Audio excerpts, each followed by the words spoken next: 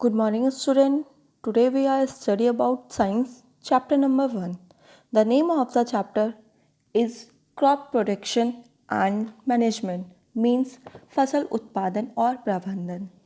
जो फार्मर होते हैं वो अपनी फसल को कैसे उगाते हैं और फसल उगाने के लिए क्या क्या तकनीक यूज़ करते हैं वो हम इस चैप्टर में पढ़ेंगे। India is one of the major crop growing country in the world. The crop are grow throughout the year.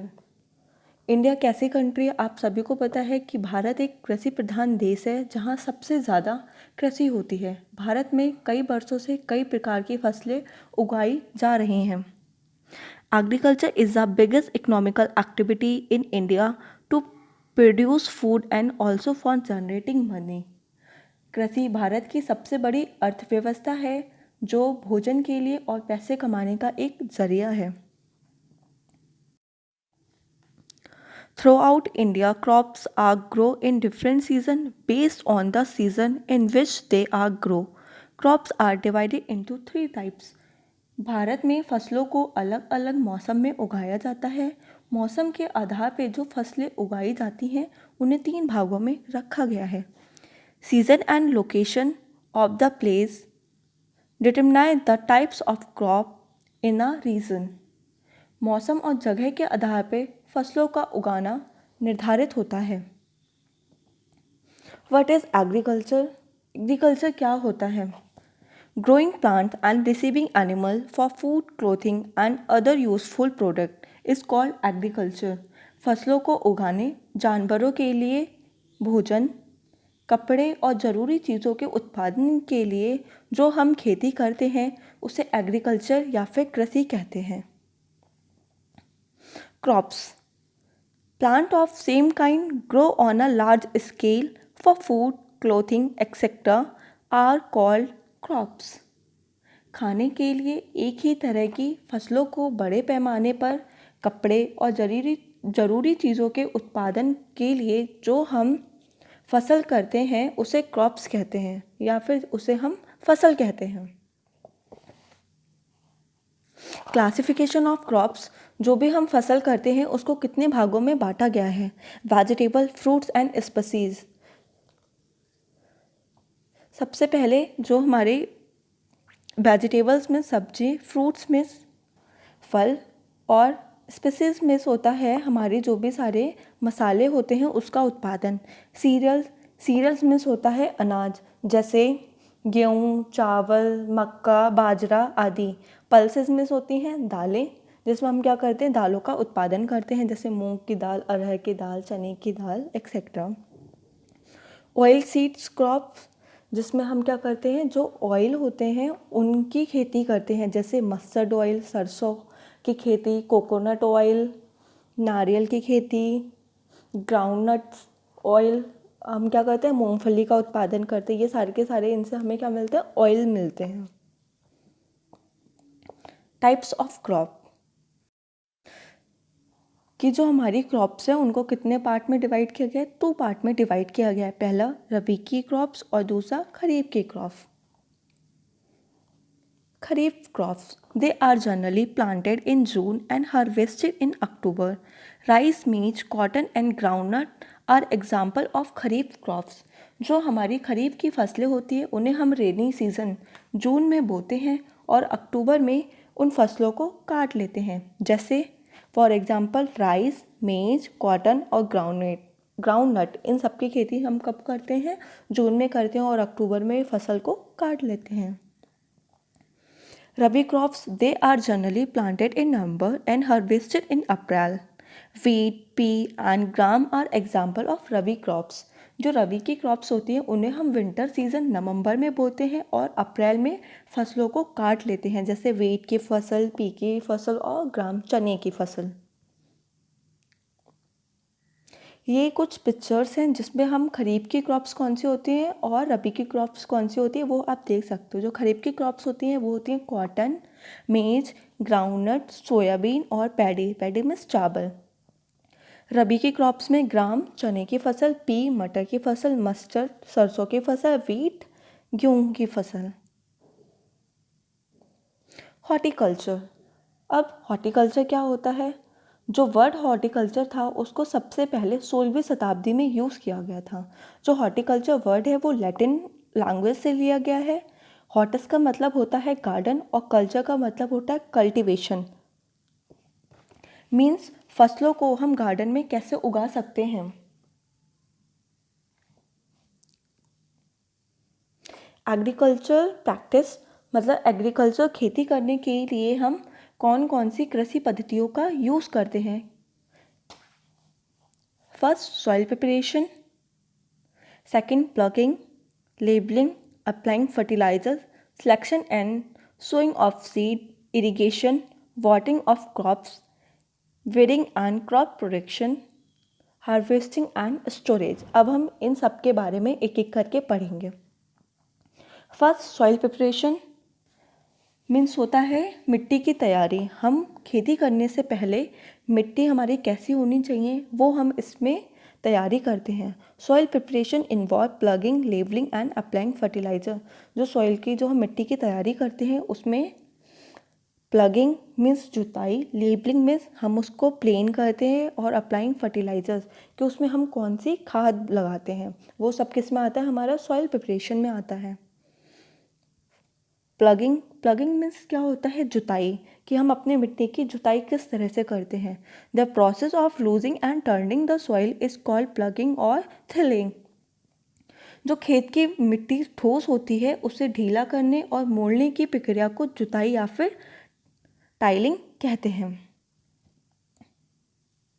Labelling, even after plucking, big lumps of soil may remain in the field. These are crushed using wooden or iron planks called labels. This process called labeling. जुताई के बाद खेत की मिट्टी में बड़ी बड़ी गांठें रह जाती हैं, उसे लकड़ी या फिर लोहे के तख्ते से समतल किया जाता है। यह प्रोसेस क्या कहलाती है, हमारी लेबलिंग कहलाती है। Applying fertilizers. Eventually, the soil even turned infertile.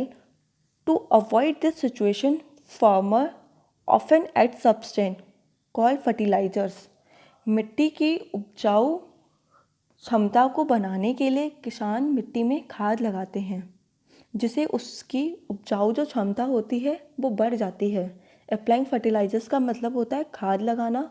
जब किसान क्या करते हैं, खेत में कोई भी फसल को बो देते हैं तो उसकी जो फसल हो वो बहुत ज़्यादा अच्छी हो तो उसके लिए वो क्या करते हैं, उसमें खाद लगाते हैं। सोइंग मीन्स होता है बोना। Good quality seed which are clean and healthy are used. Tools used for sowing, traditional tool and seed drill. खेत में बीज बोने के लिए हम कैसे बीज का यूज़ करते हैं, वो बीज साफ़ हो और कैसे हो, हेल्दी बीज हो। बीज बनाने के लिए हम दो तकनीक का यूज़ करते हैं। एक होता है परंपरागत तकनीक जिसमें हम क्या करते हैं, हाथ से बीज को बोते हैं, और दूसरा होता है सीड ड्रिल जिसमें हम क्या करते हैं, बीज बोने की मशीनों का यूज़ करते हैं जैसे ट्रैक्टर। आपको इधर डायग्राम में दिखा भी रहा है कि फार्मर एक क्या कर रहा है, एक ट्रेडिशनल का यूज़ कर रहा है, हाथ से बीज बो रहा है, और दूसरा क्या कर रहा है, ट्रैक्टर के थ्रू बीज को बो रहा है। इरिगेशन मीन्स होता है सिंचाई। Supply of water to crop at different interval. फसलों में पानी की पूर्ति समय समय पर की जाती है। Sources of irrigation are well, tubewell, pond, lake, dam and canals. खेतों में पानी लगाने के लिए हम कुओं, ट्यूबवेल, तालाब, झील, डैम और नहरों का यूज़ करते हैं। ट्रेडिशनल मेथड, कौन कौन से ट्रेडिशनल मेथड का यूज़ करते हैं हम पानी लगाने के लिए, मोट, चैन पम्प, ढेकली, राहत। मोट का मतलब होता है हम क्या करते हैं, खाई से पानी लगाते हैं। चेन पंप का मतलब होता है हम पंप का यूज़ करते हैं पानी लगाने के लिए।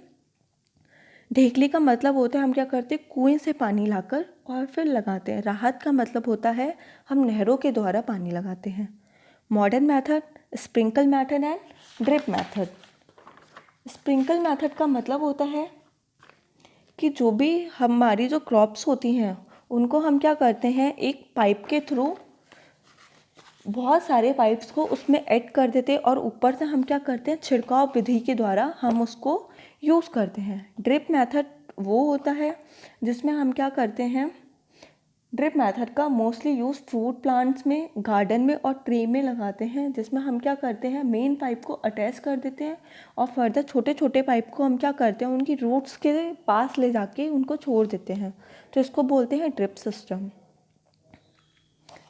प्रोटेक्शन फ्रॉम बीट्स, कि जो हमारी फसल होती है उसके साथ जो भी जंगली घास या फिर जो प्राकृतिक घास अपने आप से उग जाती है, हम उससे कैसे प्रोटेक्ट करते हैं अपनी फसल को। Undesirable plant which grow naturally with crops is called weeds, जो हमारी फसल के साथ जो प्राकृतिक घास उग जाती है, मतलब जो जंगली घास उग जाती है, उसको वीड्स बोलते हैं। Removal of weeds is called weeding, हम घास को हटाने के लिए जिस मेथड का यूज़ करते हैं उसको वीडिंग कहते हैं। Weeding are removed manually by using खुरपी, जो जंगली घास होती है उसको हम जनरली जो फार्मर होते हैं उसको हटाने के लिए खुरपी का यूज़ करते हैं। खुरपी का एक टूल होता है जिससे हम जंगली घास को हटा देते हैं। Weeds can also be control by certain chemical call weeding side, जो जंगली घास होती है उसको रिमूव करने के लिए केमिकल्स का यूज़ करते हैं जिसको विडिसाइड्स कहते हैं। Farmers should cover their nose and mouth while spraying weedicides, जो फार्मर होते हैं वो क्या करते हैं, अपने नोज़ और माउथ को कवर कर लेते हैं जब वो अपनी क्रॉप्स में जो weedicides होती है जिससे जंगली घास ख़त्म हो जाती है उस केमिकल को स्प्रे करने से पहले। हार्वेस्टिंग का मतलब होता है कि हम अपनी फसल को कैसे काटें, कि हम अपनी फसल को कैसे काटते हैं। Cutting off crops after enough mature is called harvesting. Usually it takes 3-4 months for cereal crops to mature. जो भी हमारी सारी के सारी जो हम क्रॉप्स लगाते हैं उसको मैक्सिमम 3 या 4 मंथ लगते हैं क्रॉप को मैच्योर होने पे। फिर हम क्या करते हैं, उस क्रॉप को काट लेते हैं। फसलों के पक जाने के बाद उसे काटने की प्रक्रिया को हम क्या कहते हैं, हार्वेस्टिंग कहते हैं। Harvesting is done manually by sickle और वाई मशीन कॉल हार्वेस्टर, जो भी हमारी के सारी क्रॉप्स होती हैं उनको हम क्या करते हैं, हार्वेस्टर जो ट्रैक्टर वगैरह होते हैं उनसे उसको काट देते हैं। Removing of grains from chaff is called threshing, जब हम क्या करते हैं, हमारे जो ग्रेन जो अनाज होते हैं उसको भूसे से अलग करने के लिए जो हम टूल यूज़ करते हैं उसको थ्रेसिंग बोलते हैं। आजकल आपने देखा होगा कि आजकल क्या होते हैं, जो वीट की क्रॉप्स है वो मेच्योर हो गई है, उसको काटा जा रहा है, तो उसको जो ग्रेन है गेहूँ को और जो भूसा होता है उसको अलग करने के लिए हम किसका यूज़ कर रहे हैं, थ्रेसिंग का यूज़ कर रहे हैं। Separation of grain and chaff is also done by a small farmer by using winnowing, जो हमारे के साथ जो स्मॉल फार्मर होते हैं वो क्या करते हैं, भूसे को और ग्रेन को अलग करने के लिए हवा का यूज़ करते हैं। स्टोरेज का मतलब होता है कि हम अपने ग्रेन्स को कैसे सुरक्षित रखें। If grain are to keep for longer duration they should be kept safe from moist insect, rat and micro organism, जो हमारे क्या होते हैं, जो सीड्स होते हैं उनको हम बहुत समय के लिए अगर स्टोर करना चाहते हैं तो हम उन्हें सेफ जगह पे हमें रखना चाहिए, जहाँ पे ना तो कोई नमी हो, ना तो कोई इंसेक्ट हो, ना ही चूहे और ना ही कोई माइक्रो ऑर्गेनिज्म हो। Large scale storage of grain is done in silos और ग्रैनरीज, जो भी हमारे के सारे जो ग्रेन्स होते हैं उनको हम बहुत समय के लिए स्टोर करने के लिए या तो स्लोस का या तो हम वो ट्रंक का यूज़ करते हैं या फिर ग्रैनरीज मतलब गोदामों का यूज़ करते हैं।